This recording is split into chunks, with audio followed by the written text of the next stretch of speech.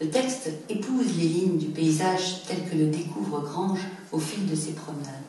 Les points-virgules et les deux points dessinent les détours du chemin et jalonnent les promenades. Chez Braque, on n'a pas de longue parenthèse. C'est au contraire cette ponctuation intermédiaire, point-virgule, deux points, qui bat la mesure et qui marque les temps du cheminement. Braque lui-même évoque de façon très suggestive ces signes de ponctuation, c'est en lisant, en écrivant. Il voit dans le deux points un économiseur péremptoire et expéditif qui laisse la trace d'un menu court-circuit. Ça va plus vite qu'avec une conjonction de coordination. Du tiret simple, il dit qu'il oblige la phrase à cesser un instant de tendre les rênes. Mais l'usage du tiret est bien différent du tiret dont use Proust. Chez Proust, ça charge dangereusement la barque de la phrase, qui est déjà instable. Vous voyez ? Donc, pour vous montrer cet usage, c'est la citation 5 de cette ponctuation intermédiaire. Ce que je veux vous montrer tout simplement, c'est que le tiret, il ne prend pas place à la fin, mais au milieu de la phrase. Et ça crée un balancement binaire bien symétrique, une belle période bien équilibrée. Quand Grange braquait un instant devant lui sa torche électrique, le cône de lumière tirait de l'ombre violemment, les arceaux serrés des branches basses qui se soudaient au-dessus du léon en une voûte de brindilles. On cheminait là, perdu, comme un insecte dans l'arrêt d'une fourrure. Quand il éteignait sa lampe, peu à peu, du cœur de la nuit noire, transparaissait au-dessus de sa tête une coulée longue et faiblement phosphorescente qui se déchirait aux pointes des arbres. Vous voyez, le balancement binaire, évidemment, il est marqué par la répétition de la formule syntaxique. Quand Grange braquait sa torche, quand il éteignait sa lampe. Mais on voit bien comment les signes de ponctuation rééquilibrent la phrase dans un mouvement de symétrie. On a des boucles, des échos, des balancements. Ça tourne, c'est rond comme une période classique. La toupie qu'on lance, dit Lorenzaccio, le personnage éponyme de la pièce du musée qui se moque de la rhétorique. Une belle période, on lance la toupie.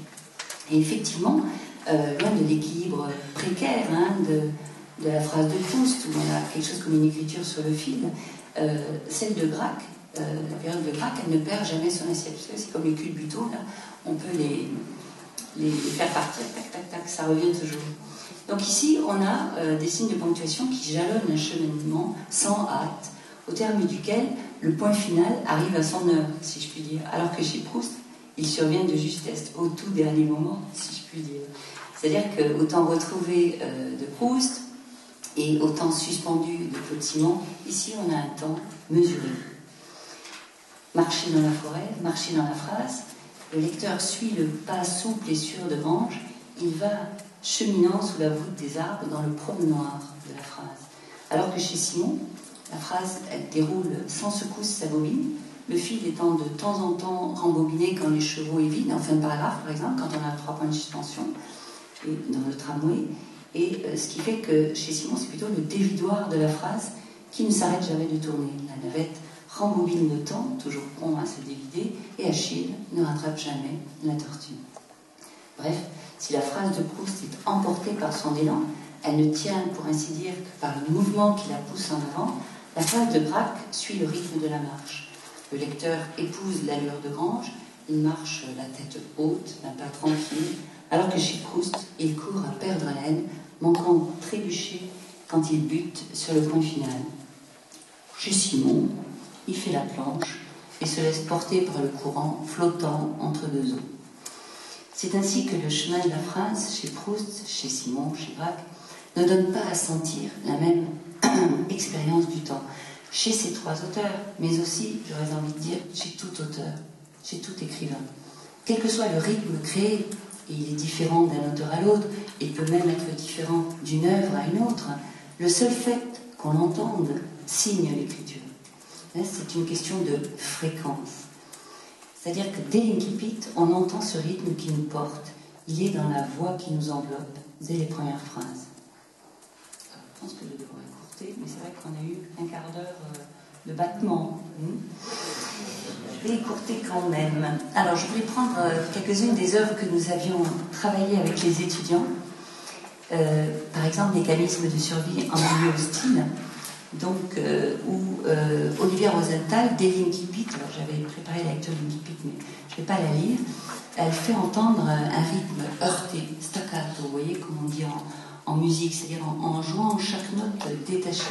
C'est un rythme qui est fondé sur une ponctuation épurée, tranchante, comme le récit lui-même. Pas de tiret, pas de parenthèse, pas de point de virgule, encore moins de suspension chez Rosenthal. Des points, des virgules, hein, peu de signes. Donc ce sont eux qui dessinent ce rythme martelé qui nous prend à la gorge dès le premier chapitre, hein, intitulé « La fuite ». Je saute, mais enfin juste pour vous donner une idée, je l'ai abandonnée sur le bas-côté de la route. De toute façon, je ne pouvais plus rester avec elle, ça devenait trop dangereux. Je l'ai laissée à l'abri du vent, dans une ornière, derrière une haie touffue. Puis j'ai repris la route. J'ai suivi l'ornière pendant plusieurs centaines de mètres. J'ai attendu que le soleil se couche, etc. Alors la répétition de ce jeu obsédant qui ouvre chaque phrase et qui est suivi d'un verbe au passé composé est pour beaucoup dans la pression qu'exerce la phrase. Mais le fait que ces phrases soient sensiblement égales et relativement courtes joue aussi dans ce martèlement. Alors parfois ce sont les points, comme dans Linky Pit, et parfois les virgules, si vous voulez, viennent prendre le relais et le rythme s'accélère encore plus. Et c'est la citation 6 que vous avez.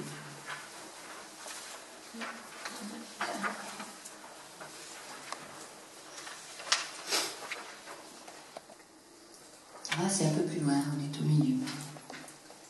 Il faut que je donne un exemple. Il faut que j'entre dans le vif du sujet. J'ai 18 ans, j'ai 20 ans. Je me suis retranchée dans la partie la plus désolée de la maison. Je me suis réfugiée dans la pièce aveugle pour éviter d'entendre ce qu'on avait à me dire, pour fuir la nouvelle qu'on avait à m'annoncer. Je n'ai pas reçu la nouvelle, je l'ai refusée. J'ai annulé les faits, je les ai empêchés de s'introduire. J'ai rigidifié, j'ai durci tout le réel, je l'ai refroidi. J'ai fait comme si ma vie était identique, avec les mêmes repères qui organisent tout l'espace devant soi, 2 parents, 2 enfants, 4 silhouettes, la mienne à côté d'une autre, égale et plus âgée, l'aînée avec la cadette, je suis la cadette, elle est l'aînée, je parle d'elle à la 3e personne, je ne sais pas comment la nommer, je n'arrive pas à l'exclure de ma phrase, mais je n'arrive pas non plus à l'intégrer, je tourne autour d'elle, je m'approche, ça brûle, je m'éloigne, ça brûle tout autant. Elle est entrée dans mes rêves, elle y est restée. Sa disparition a changé le rapport que j'entretenais avec les pronoms personnels. Je ne peux plus m'adresser à elle. Je suis obligée de l'inclure dans cette 3e personne qui la met loin.